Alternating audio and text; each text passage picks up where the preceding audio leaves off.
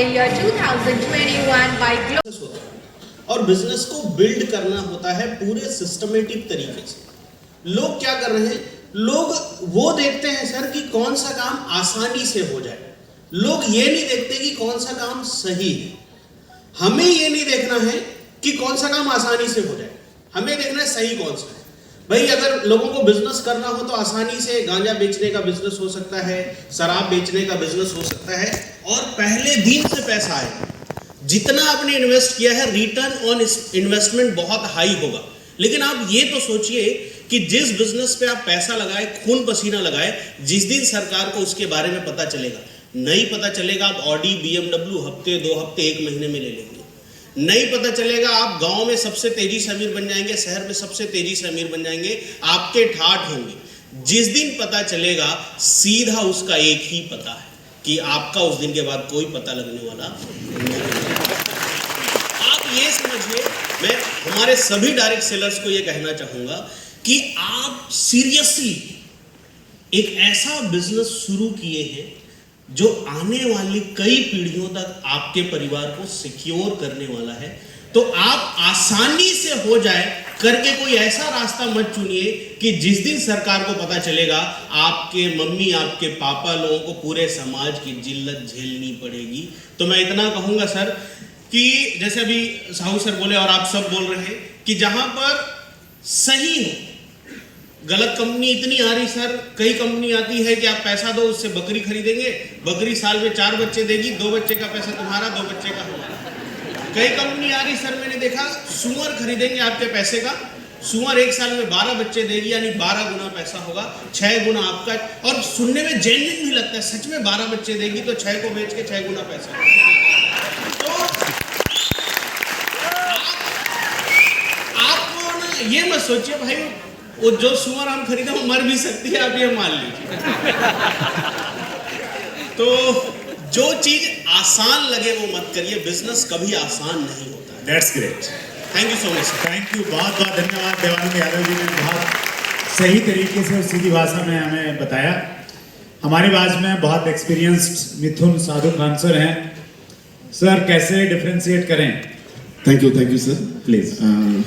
Actually as a management part मेरा एकदम शुरुआत है, लेकिन 20 साल में इंडस्ट्री में रहा और नेटवर्किंग इंडस्ट्री में एक बहुत ज़बरदस्त सफ़र रहा। इस साल मर्सिडीज ले रहा हूँ तो अगले साल BMW ले रहा हूँ, ये देखा मैंने।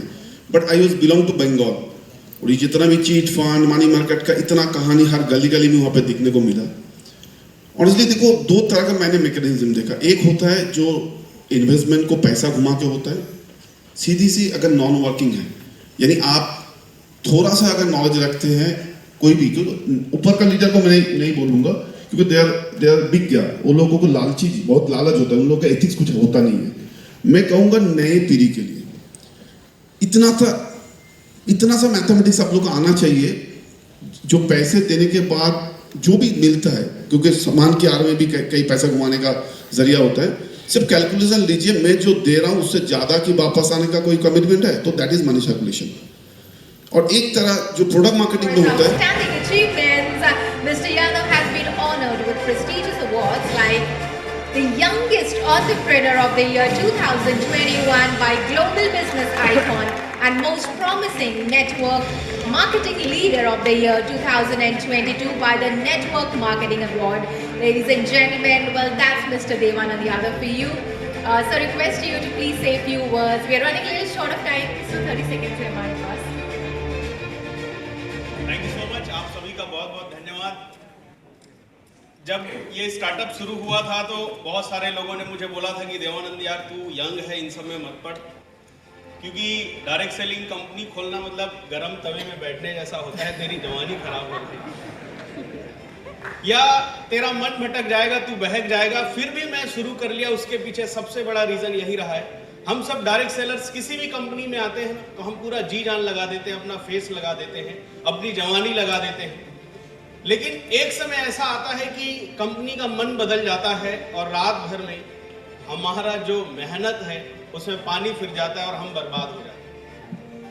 मैं नहीं चाहता था आगे से ऐसा हो, जिसकी उम्मीदें जग गई हो इस इंडस्ट्री के प्रति कि यार अब तो कुछ हो जाएगा, और अचानक उसकी उम्मीदें खत्म हो जाए, उसके परिवार के लोग उसको उम्मीदों भरे नजरों से देख रहे थे कि अब ये हमारी जिंदगी को बदलेगा, लेकिन अचानक से वो आके घर में रोते हुए बोले कि जिस कंपनी में मैं भरोसा कर रहा था उसने तो पॉलिसी चेंज कर दी, उसने तो प्रोडक्ट चेंज कर दिए, उसने तो प्लान चेंज कर दिया, बस ये हमारे आने वाले लीडर्स के साथ ना हो करके देवानंद यादव आज इस स्टेज पे खड़ा हुआ है।